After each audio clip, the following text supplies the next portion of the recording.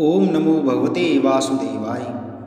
प्रिय वदगणों, आज की वीडियो में मैं आपको माघ शुक्ला एकादशी जया एकादशी व्रत के बारे में जानकारी दे रहा हूँ। हर माह में दो एकादशी आती हैं, एक कृष्ण पक्ष और दूसरी शुक्ल पक्ष में। माघ मास के शुक्ल पक्ष की एकादशी को जया एकादशी के नाम से जाना जाता है। इस एकादशी का बहुत ज़्यादा महत्व है। यह व्रत सूर्योदय से शुरू होता है और अगले दिन द्वादशी तिथि पर समाप्त होता है। ऐसे मानता है कि जो लोग इस तिथि पर व्रत रखते हैं और भगवान विष्णु की पूजा करते हैं, उन्हें सुख समृद्धि की प्राप्ति होती है। इसके साथ ही भगवान विष्णु का आशीर्वाद प्राप्त होता है। जया एकादशी के दिन लक्ष्मी नारायण का व्रत करने से सभी मनोकामनाएं पूर्ण हो जाती हैं और आरोग्य जीवन की प्राप्ति होती है।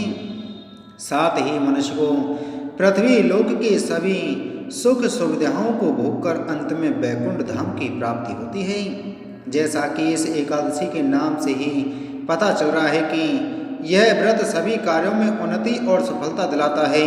साथ ही वेद अधिक कल्याणकारी माना जाता है। इस व्रत में शंख चक्र और गदाधारी भगवान श्रीहरि के स्वरूप की पूजा की जाती है। इस व्रत में दान करने का फल संपूर्ण यज्ञों के करने के बराबर वरदान मिलता है। यह व्रत न केवल भगवान श्रीहरि के भक्त को बल्कि उसके पूरे परिवार को कल्याण और समृद्धि पूर्ण बनाता है। यह व्रत करने से आपके आसपास सकारात्मक ऊर्जा का प्रभाव बनता है और पिशाचत्व का भी अंत करता है। जया एकादशी पूजा विधि। जया एकादशी का व्रत करने वालों को ब्रह्म मुहूर्त में उठकर जल्दी स्नान कर लेना चाहिए। जया एकादशी के दिन सूर्योदय के समय या पहले उठें। इस समय भगवान विष्णु को प्रणाम कर दिन की शुरुआत करें। घर की साफ सफाई करें। सभी कामों से निवृत्त होने के बाद गंगा जल युक्त पानी से स्नान करें। इसके बाद आचमन कर पीले रंग के कपड़े पहने। अब सूर्य देव को जल अर्पित करें और पंचोपचार कर विधि विधान से भगवान विष्णु और माँ लक्ष्मी की पूजा करें। पूजा के समय भगवान विष्णु को पीले रंग के फल फूल मिठाई आदि चीज़ें अर्पित करें। इसके बाद पूजा स्थल को अच्छी तरह से साफ कर लेना चाहिए और गंगा जल या किसी पवित्र जल का छिड़काव करना चाहिए। अब भगवान विष्णु और भगवान कृष्ण की मूर्ति प्रतिमा या उनके चित्र को स्थापित करना चाहिए। प्रतिमा स्थापित के बाद पूरे विधि विधान से पूजा अर्चना करनी चाहिए। पूजा के दौरान भगवान कृष्ण के भजन और विष्णु सहस्त्र नाम का पाठ करना चाहिए। प्रसाद नारियल जल तुलसी फल अगरबत्ती और फूल या धूपबत्ती देवताओं को अर्पित करनी चाहिए। इस समय विष्णु चालीसा और विष्णु स्तोत्र का पाठ भी करें। इसके अलावा पूजा के दौरान मंत्रों का जाप करना चाहिए।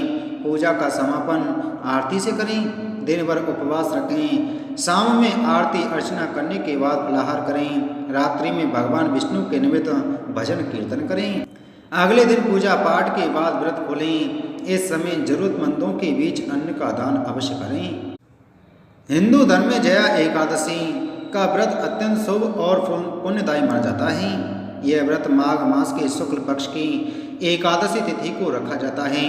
वर्ष 2025 में यह व्रत पावन व्रत 8 फरवरी शनिवार को पड़ेगा। पंचांग के अनुसार एकादशी तिथि की शुरुआत 7 फरवरी शुक्रवार को रात 9:27 पर होगी और समापन 8 फरवरी शनिवार को सुबह 8:15 पर होगा। व्रतधारी इस दिन श्रद्धा और नियम पूर्वक उपवास रखेंगे। व्रत का पारण अगले दिन 9 फरवरी रविवार की प्रातः किया जाएगा।